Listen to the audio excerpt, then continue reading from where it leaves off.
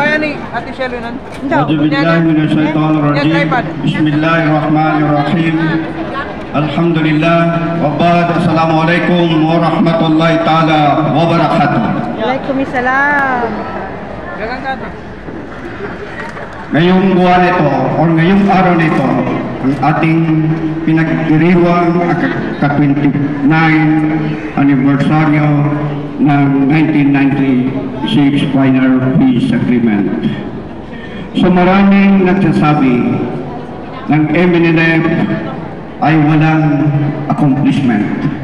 Hindi po totoo yan. During the time, right after the implementation of the 1996 Final Peace Agreement, successful po ang ating integration from the MNLF elements into the PNP and the AFP. 6,750 po yung na-integrate sa Moro National Liberation Front. Alhamdulillah, mayroon tayong more than 200 officers from the integration. That's a malaking bagay po yan na na-accomplish ng 1996 Final Peace Agreement. Pangalawa, the road connectivity before the signing of the 1996 Final Peace Agreement. Yung connecting road from Zamboanga to Pagadian, Pagadian to Malabang, and Malabang to Cotabato ay hindi po konkreto yan. But immediately after the signing of the 1996 Final Peace Agreement, makikita po natin ang road connectivity from Zamboanga to Pagadian ay tapos at magandang na kalsada po. That is accomplishment of the 1996 Final Peace Agreement. Cotabato to Lipat Road. Produkto po yan ng 1996 Final Peace Agreement.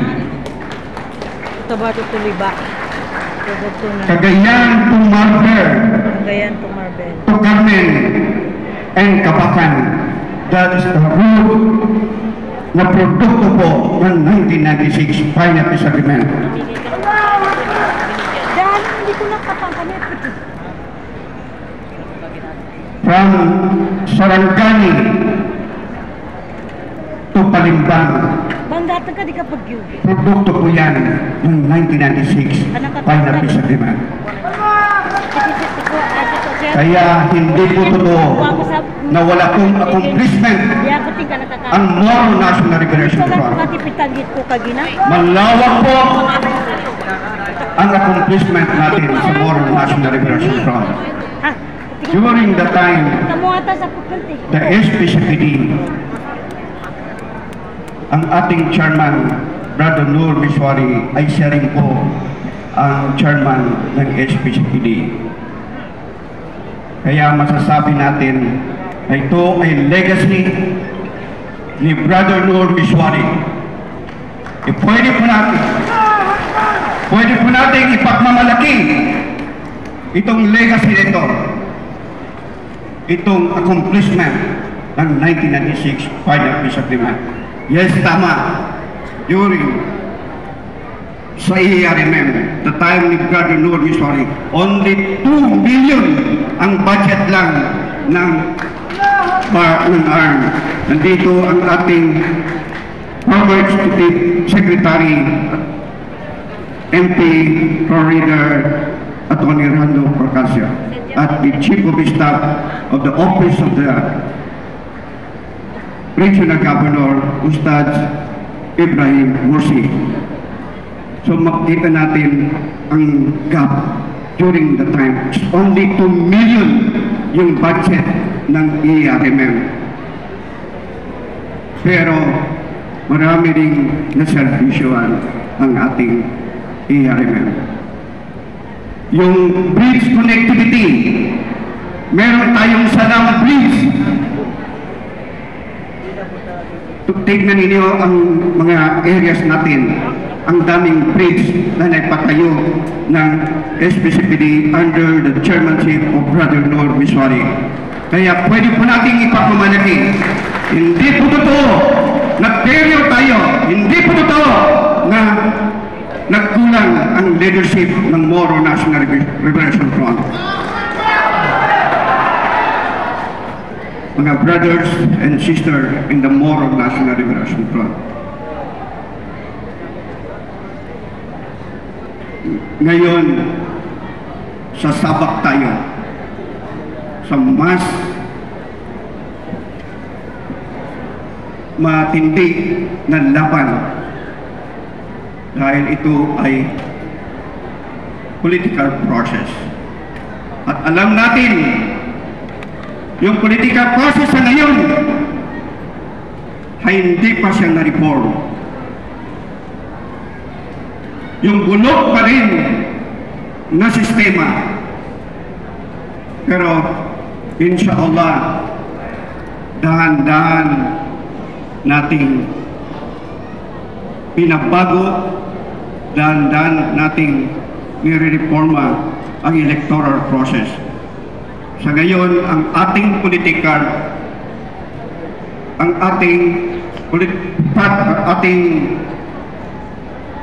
system ng Bangsamoro Autonomous Region and Muslim Mindanao, it is the parliamentary form of government.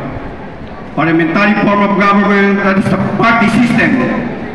That's why the Moro National Liberation Front ay nagpatayo po ng political party. Dahil yan po yung political system natin. So, 3 level po ang process ng election dito sa BARM this coming October 13, 2025, inshallah. One is political party.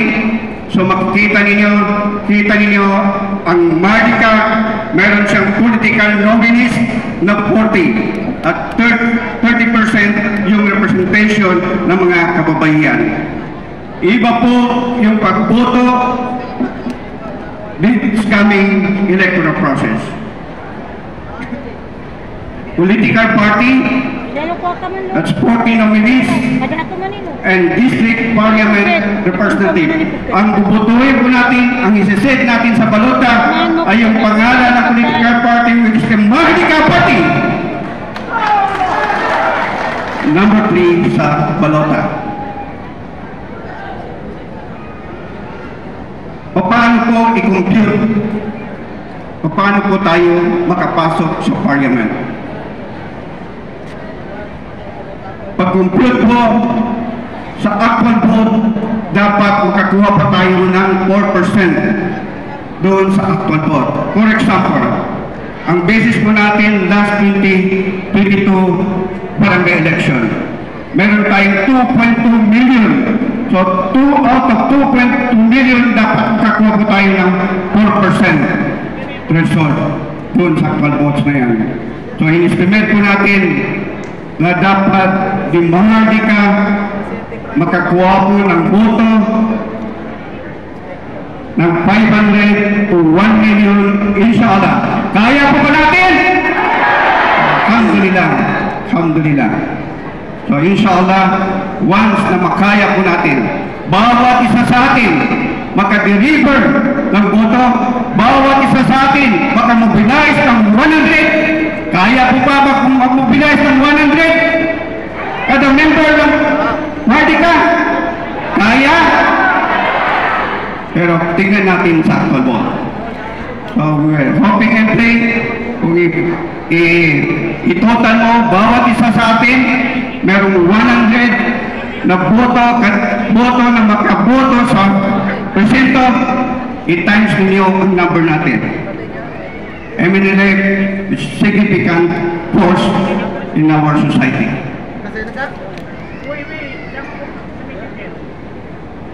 So balikan po natin ang ating community, ang ating barangay.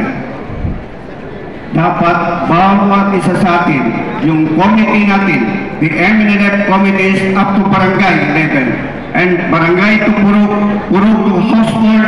So alam na natin kung sino-sino yung mga kasama natin at sino-sino yung kakampi natin at sino-sino yung hindi natin kakampi para makuha po natin yung boto at para makakuha po ng maraming boto this coming October 13. So sa District Parliament Representative, iba po ang boto. Hindi po pangalan ng political party. Pangalan ng tao po yung bubutuhin mo. Isiset mo sa balota yung pangalan ng Tao.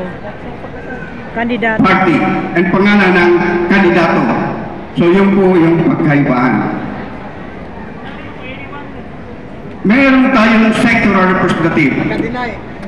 Sa sectoral representative, hindi po natin makikita sa balota yung mga sectoral representative natin. Meron tayong sector sa youth, meron tayong sector sa women, meron tayong sector sa traditional, meron tayong sector sa ulama, meron tayong sector sa, meron tayong reserve seat para sa Christian settlers na 2 at meron tayong reserve seat na 2 para sa non-Moro IP.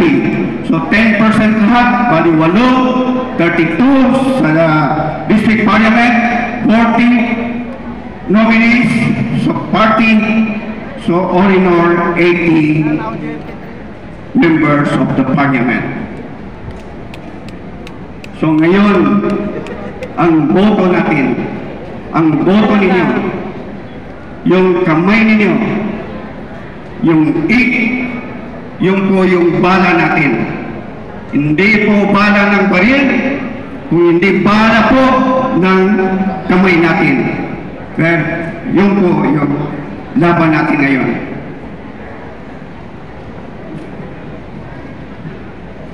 Brothers and sisters, this is a challenge to us. This is the first parliamentary election in the Bangsamoro Autonomous Region and Muslim Mindanao. Ang challenge sa atin, yung Sulu province, yung province of Sulu Bapa na sila. ay naalis sa BARM, which is supposedly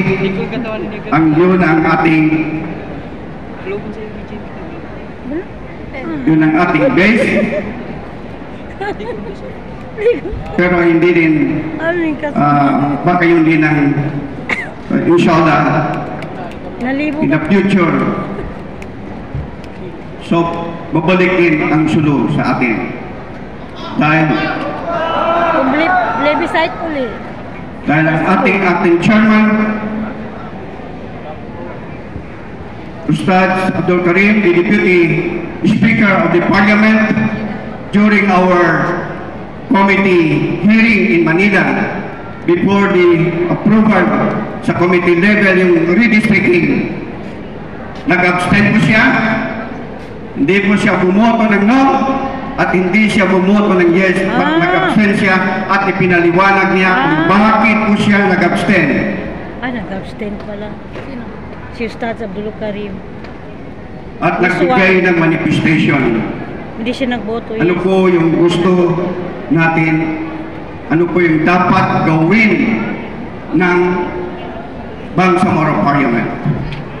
So alhamdulillah, the members of the committee, nung sabihin ng ating chairman na dapat the Bangsamoro Parliament mag-pass ng isang resolution urging the Congress and the Senate to pass or to enact a law para tanungin uli ang ating mga mamamayan sa Sulu. So, alhamdulillah, sa ating Secretary General de Pro Reader, nagawa na po yung bata ng resolution na submit na po sa Parliament yung resolution. We are hoping na this coming session namin is ma-deliver po sa Parliament. para masubmit na po sa Congress and the Senate. So yun po ang ating dating chairman, yung mga kasama ninyo, kapatid ninyo, na representante ninyo sa parliament. So yun po yung ginawa namin na hakbang para sa ating mga kapatid, mga kasamaan sa Sulo. So with this, hindi ko na po patagalin, pero yun po ang ilagay natin sa isipan, sa ating sarili, na sa balikat po natin yung laban ito, na sa pagkakaisa po natin yung laban ito, pagtulong-tulungan natin, inshallah, Allah, bibigyan tayo ng lakas. Wabillahi taufiq, walidayah, wassalamualaikum warahmatullahi wabarakatuh. Allahu Akbar! Allahu Akbar! Allahu